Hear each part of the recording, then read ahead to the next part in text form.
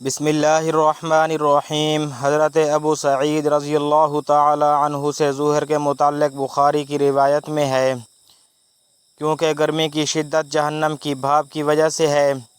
جہنم نے اپنے رب سے شکایت کرتے ہوئے عرض کیا، میرے رب، میرے بعض حصے نے بعض کو کھا لیا۔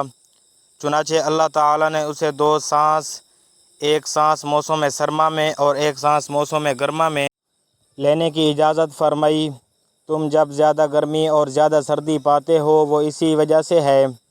اور بخاری کی روایت میں ہے، پس تم جو گرمی کی شدت پاتے ہو تو وہ اس کی گرم ہونے کی وجہ سے ہے، اور تم جو زیادہ سردی پاتے ہو تو وہ اس کی ٹھنڈا کی وجہ سے ہے۔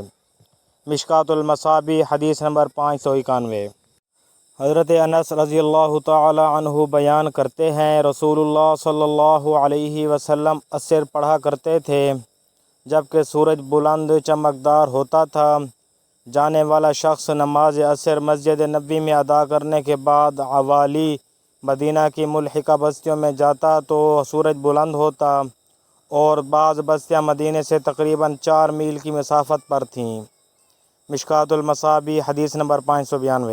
حضرت انس رضی اللہ تعالی عنہ بیان کرتے ہیں، رسول اللہ صلی اللہ علیہ وسلم نے فرمایا، یہ منافق شخص کی نماز ہے جو بیٹھ کر سورج کا انتظار کرتا رہتا ہے حتیٰ کہ جب وہ زرد اور شیطان کے سینگوں کے مابین پہنچنے کے قریب ہو جاتا ہے تو وہ کھڑا ہو کر 4 ٹھونگے مارتا ہے اور ان میں اللہ تعالیٰ کا بہت کم ذکر کرتا ہے۔